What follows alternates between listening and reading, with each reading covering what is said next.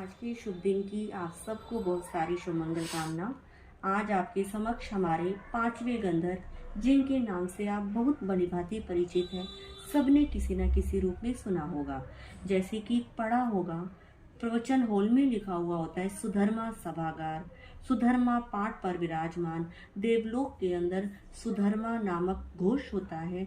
और उत्तराध्ययन सूत्र या कोई भी हम आगम पढ़ते हैं तो वहां पर आता है कि सुधर्मा स्वामी जी ने जम्मू स्वामी जी को इस प्रकार कहा। तो ये था छोटा सा सुधर्मा स्वामी जी का परिचय। ये सुधर्मा स्वामी जी, जिनका जन्म कोलाग सन्निवेश में हुआ था, ये जाति से क्या थे? ब्राह्मण थी। जैसे कि आप सुन रहे हैं कि 11 के 11 गंधर जाति से क्या रहे हैं? ब्राह्मण रहे हैं। और कोलाग सन्निवेश के ये रहने वाले, इनकी माता का नाम बद्दिला और इनके पिता का नाम धम्मिल। इनके जन्म से पूर्व की घटना आती है कि इनके माता पिता ब्राह्मण परिवार से थे। इनके घर के अंदर कोई संतान नहीं थी, तो माता बद्दिला बहुत परेशान होती थी, वो दुखी होती थी। दोनों भगवान से प्रार्थना करते थे कि किसी तरह हमारे घर में कोई संतान हो जाए। और संतान की कामना के लिए इनकी माता बद्दिला ने माँ सरस्वती का अनुष्ठान प्रारंभ कर दिए। माँ सरस्वती की आराधना ईमानदारी से, श्रद्धा भक्ति भाव से, नीति पूर्वक क्या करने लगी। और जब वो माँ सरस्वती की आराधना कर रही थी तो माँ ने उनको साक्षात दर्शन दिए और कहा, बद्दिला तू चिंता मत कर, तेरे घर में एक ज्ञानवान विद्वान पुत्र का क्या होगा? जन्म होगा। और ये बात कहकर माँ क्या हो गई? विदा हो गई। और समय आने पर बद्दिला माँ गर्भवती हुई और गर्भ का समय पूरा होने पर पुत्र को क्या दिया? जन्म दिया। और जन्म के बाद इनका नाम क्या रखा गया? सुधर्मा रखा गया।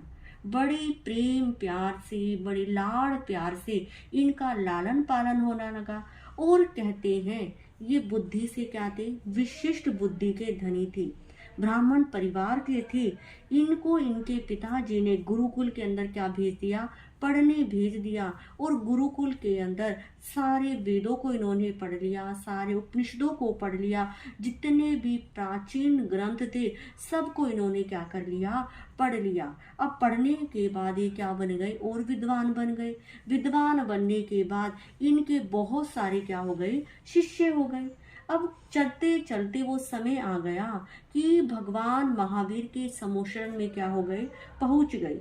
मन के अंदर, जैसा आप सुन रहे हैं कि हर गंधर के अंदर क्या है? एक शंका है। तो इनके मन के अंदर भी एक शंका थी कि मनुष्य का पुनर्जन्म क्या होता है? क्या मनुष्य मरकर वापिस क्या बनता है? मनुष्य बनता है। क्या त्रियंच वापिस मरकर त्रियंच बनता है? क्या देवलोक से जीव देवलोक में ही जाता है? क्या नरक से जीव नरक में ही जाता है? तो भगवान महावीर ने इस शंका का समाधान किया कि जीव जैसा कर्म करता है उसके अनुसार मनुष्य का क्या होता है? जन्म होता है। क्योंकि आप जानते हैं मनुष्य गति क्या है? चौराहे के समान है।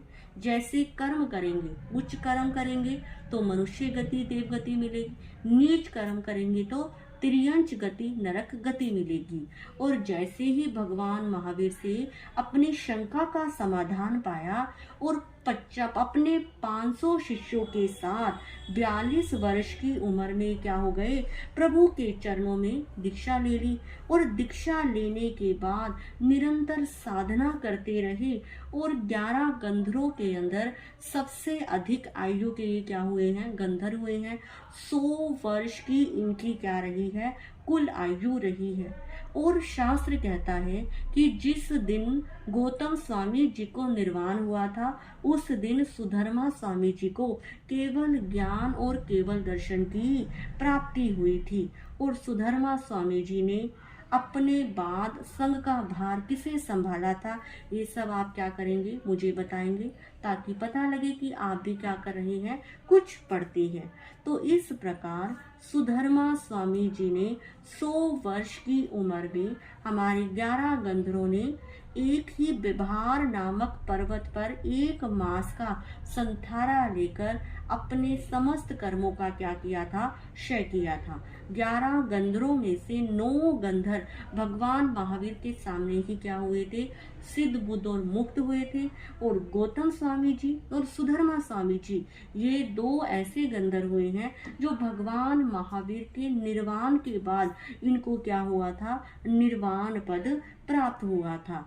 तो बोलिए हमारे पांचवे गंधर्व श्री सुधर्मा स्वामी जी की जय हो।